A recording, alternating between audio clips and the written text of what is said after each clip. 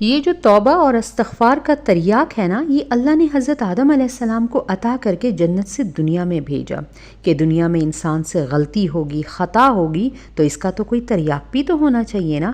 گناہوں کے زہر کا تریاق یعنی اس کے اثر کو ختم کرنے کے لیے توبہ کا، استغفار کا یہ جو اتنی بڑی بلیسنگ ہے، یہ اللہ تعالیٰ نے عنایت فرمائی۔ اللہ تعالیٰ فرماتا ہے کہ جب بندہ اللہ کے سامنے آ کر اپنے گناہوں کی معافی مانگے گا تو اللہ اس کے سارے گناہوں کو معاف فرما دیں گے۔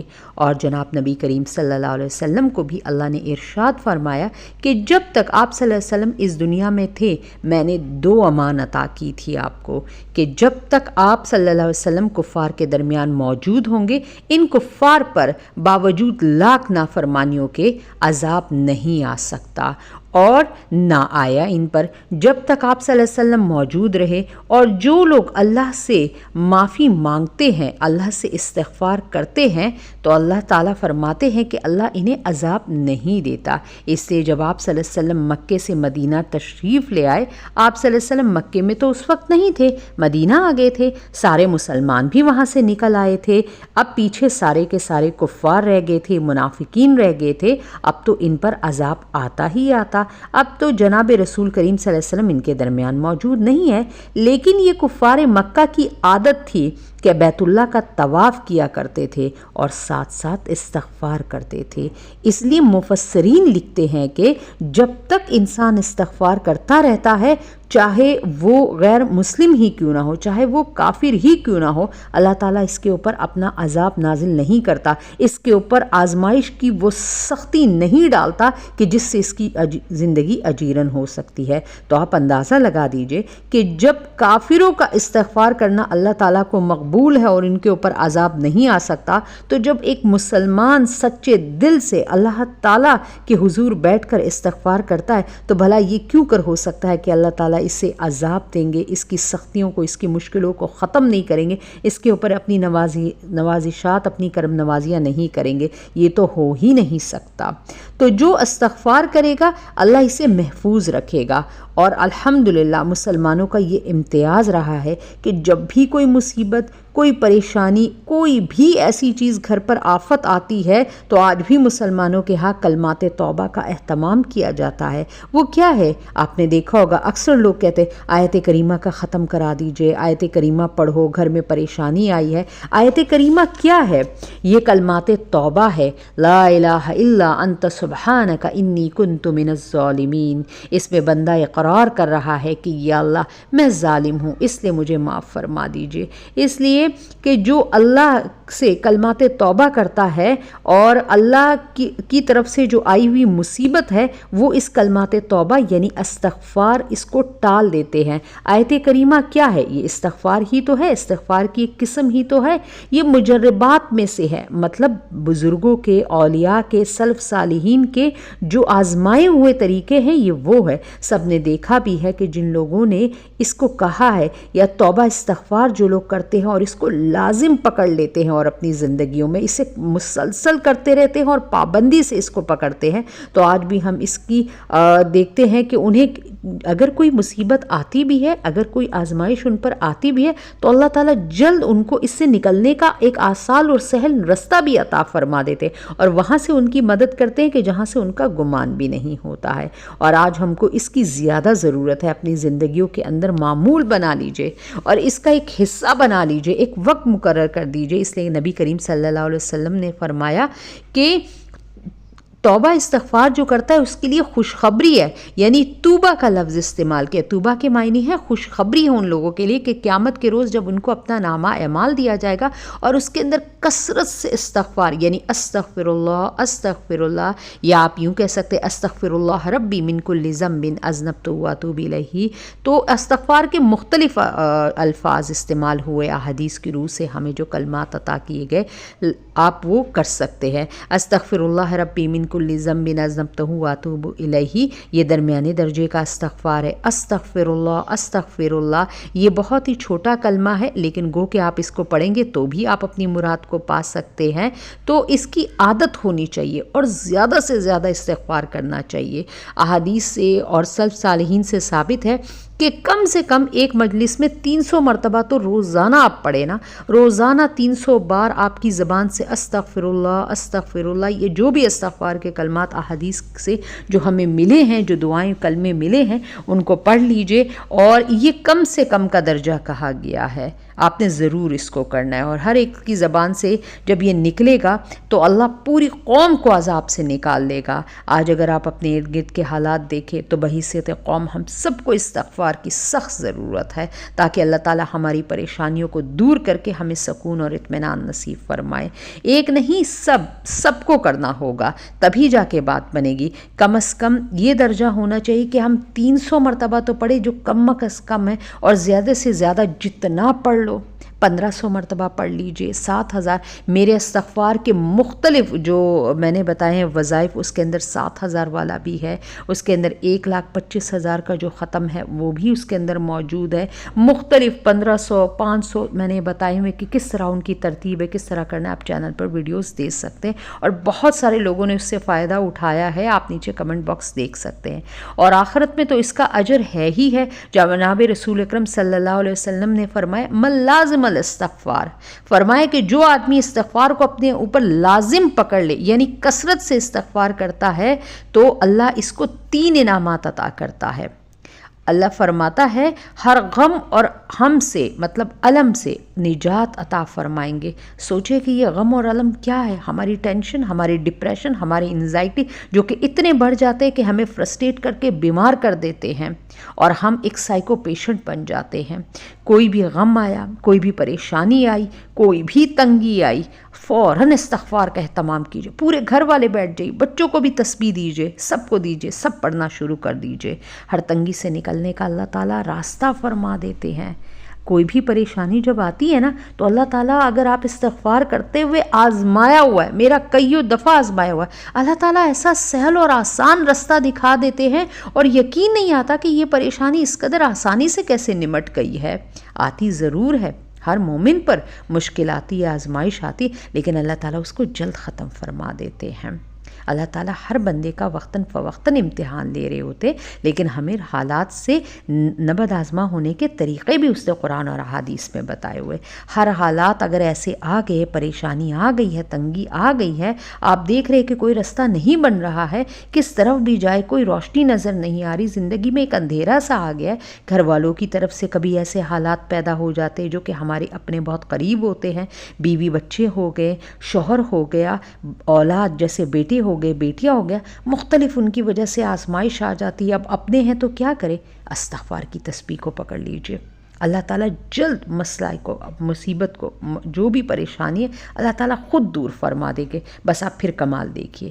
والدین کی طرف سے اکثر ہمارے لیے کوئی نہ کوئی آزمائش آ جاتی، اب والدین سے روٹ کر منہ بنا کر تو کوئی نہیں بیٹھ سکتا نا، کوئی بھی صورت نظر نہیں آئے، استغفار کا اہتمام شروع کر دیجئے۔ دیکھیں اللہ کیسے رستے بناتا ہے، اللہ نے تو ایسے رستے بنا کر دیے کہ جسے دیکھ کر انسانی آنکھ دنگ رہ جاتی ہے۔ بہت سارے لوگ جنہوں نے اہتمام فرمائے، اللہ تعالیٰ نے ان کو رستے دیے، انہیں ایسی جگہ سے رزق دے گا جس کا انہوں نے سوچا بھی نہ ہوگا۔ ایک تو یہ کہ فراوانی والا رزق دے گا، برکت والا رزق دے گا، اور وہاں سے دے گا جہاں سے گمان بھی نہ ہوگا۔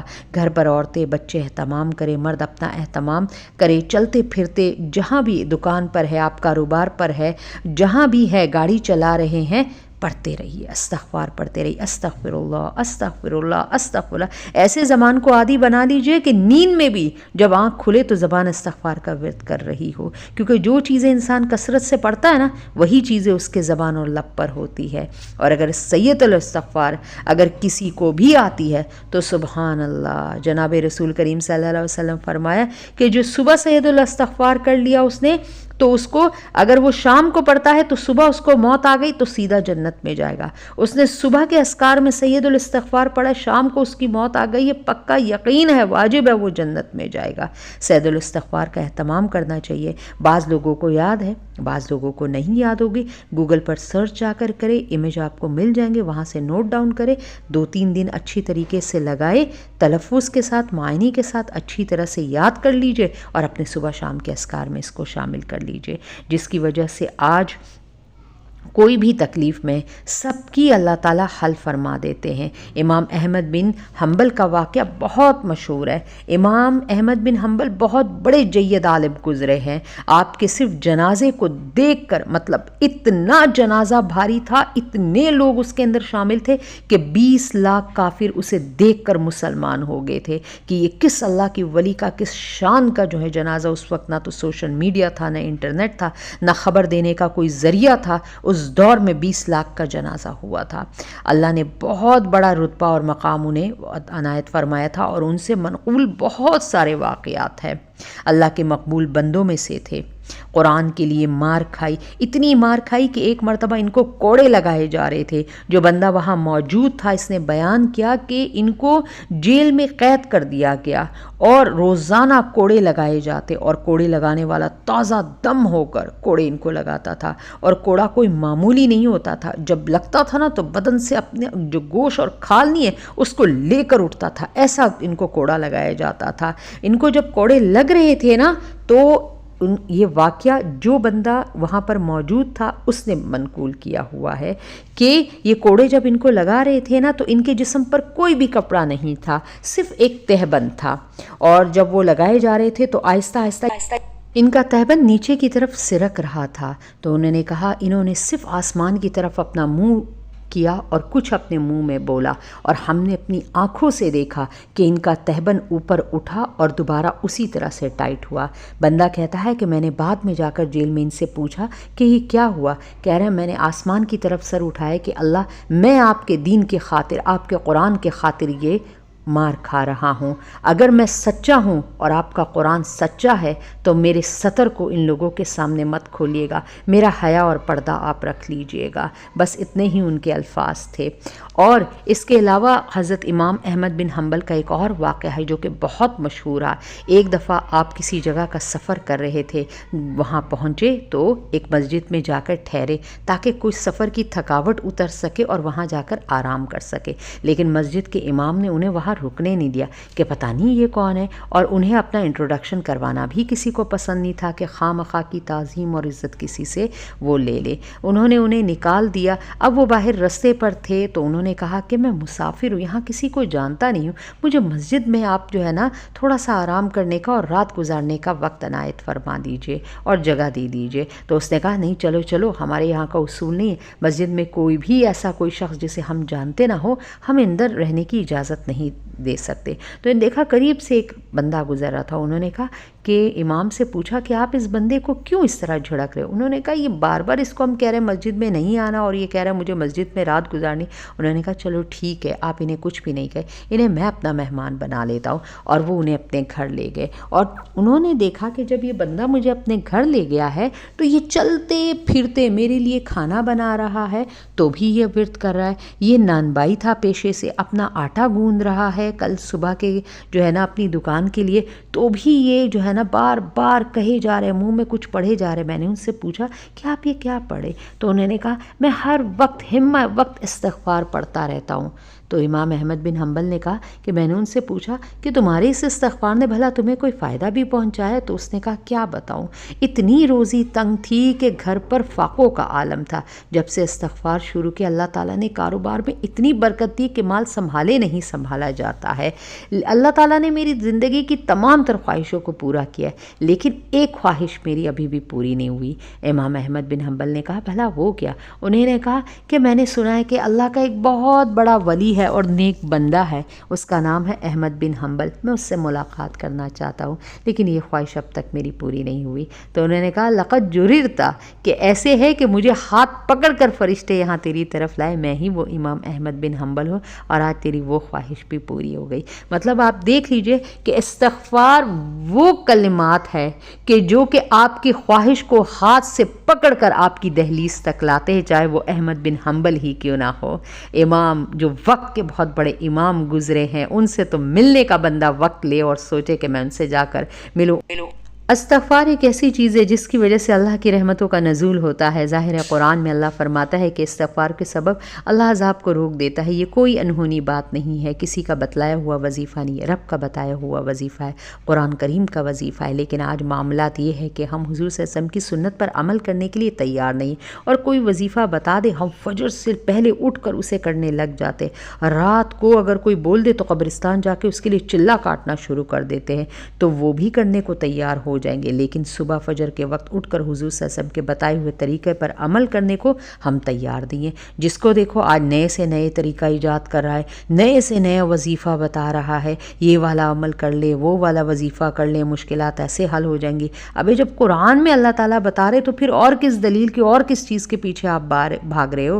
حضور صلی اللہ علیہ وسلم نے جو بتایا، قرآن نے جو بتایا، وہ عمل کرنے کو کیوں ہم تیار نہیں ہیں؟ اس سے بڑھ کر کوئی بھی بڑا ولی آ جائے، کوئی بھی وظیفہ بتائے، وہ اس طرح سے کام نہیں کرے گا جو اللہ نے قرآن میں بتایا ہے۔ نبی کریم صلی اللہ علیہ وسلم نے حدیث میں جو دعائیں بتلائی ہیں، جو سکھلائی ہیں، اس پر عمل کیوں نہیں کرتے؟ انہیں اپنی زندگیوں میں کیوں نہیں لاتے؟ قرآن کے بتائے ہوئے عمل کو اپنی زندگی میں شامل کرے۔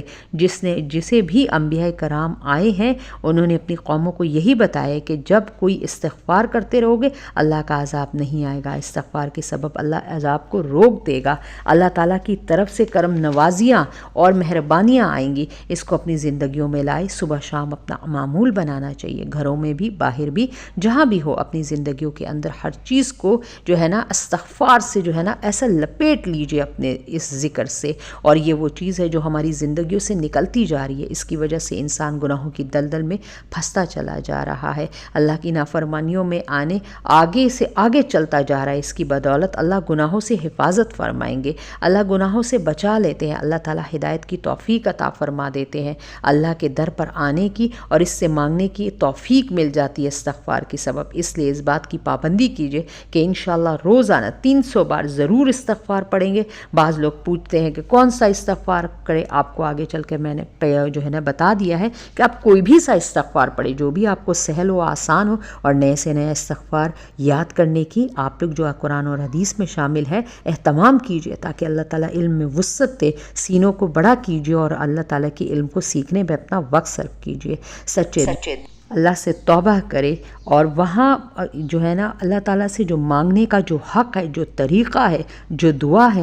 آج کل تو ہمیں دعا بھی صحیح طریقے سے کرنی نہیں آتی۔ پہلے اللہ تعالیٰ کی حمد و ثنا اور تسبیح کرے اور پھر اس سے مانگنا شروع کیجئے، کیونکہ یہ جو توبہ اور استغفار ہے اور اللہ تعالیٰ کی جو حمد و ثنا ہے، یہ انسان کے ذکر کو چار چاند لگا دیتی ہے، اسے عرش معلیٰ تک پہنچنے میں کوئی چیز پھر روک نہیں سکتی۔ پکا ارادہ کر کے آئے کہ میں اپنی زندگیوں میں اب اللہ کے فرمان کے مطابق گزاروں گا، توبہ ایسی کرے کہ گناہوں سے کراہت محسوس ہو اور اللہ سے مدد مانگے، اللہ ضرور مدد عطا فرمائیں گے۔ اور ایک فقیر کا قول ہے کہ جب اللہ سے دعا کرتے وقت آپ کے آنسو نکل آئے نا تو سمجھ لیجئے کہ اللہ نے تو قبول کر لیے۔ مطلب اتنے خضوع اور خشوع سے دعا کیجئے کہ اللہ سے ایسا لو بن جائے نا کہ دل رو رہا ہو اور آنکھیں بھی رو رہی ہوں، اور دل میں ایک اطمینان آ جائے، دل میں ایک ٹھنڈک آ جائے، حلاوت محسوس ہونا شروع ہو جائے۔ لیکن ضروری ہے کہ گناہوں سے توبہ کر لے، دائیں بائیں صبح شام، جب تک یہ زندگی جو ہماری عجیب سے عجیب تر ہوتی جا رہی ہے اور ہم گناہوں کے دلدل میں ایسے پھنستے چلے جا رہے کہ نکل ہی نہیں اب پا رہے۔ اللہ تعالیٰ سے سچی توبہ کیجئے۔ آپ کو بیچ میں ایک ایڈ دکھایا گیا، یہ ہمارا حکمت کا کام ہے۔ یقین جانے کسی بھی فیمیل کو انڈوں کی کمزوری کا مسئلہ ہے، ایگ کی کوالٹی صحیح نہیں، PCODs کے پیشنٹ ہے، پیریڈز ارریگولر ہے، پیریڈز کم آتے نہیں آتے، آپ کی پریگننسی نیچرل طور پر کنسیو نہیں ہو رہی ہے، مردوں کو کوئی کمزوری ہے، ہماری بہنوں کو کوئی مسئلہ آ رہا ہے، دونوں اپنی اپوائنٹمنٹ واٹس ایپ نمبر جو دیا گیا اس کے اوپر میسج کر کے اپوائنٹمنٹ بھی بک کرا سکتے ہیں، اور اپنی میڈیسن بھی آپ جو ہے نا منگوا سکتے ہیں گھر بیٹھے۔ ہماری میڈیسنس کے ریزلٹ 70% ہے، جس نے بھی یوز کیا الحمدللہ اللہ تعالیٰ نے شفا عطا فرمائی ہے۔ اور اس میرے میسج کو، اس ویڈیو کو زیادہ سے زیادہ صدقہ جاریہ کی نیت سے اپنے مسلمان بہن بھائیوں میں شیئر کیجئے۔ چینل پر اگر نئے ہیں تو سبسکرائب کر دیجئے، ویڈیو کو دے دیجئے ایک اچھا سا لائک۔ انشاءاللہ دوبارہ کسی امیزنگ انفارمیشن کے ساتھ آپ کے خدمت میں دوبارہ حاضر ہوں گی، تب تک دیجئے مجھے اجازت۔ اللہ حافظ۔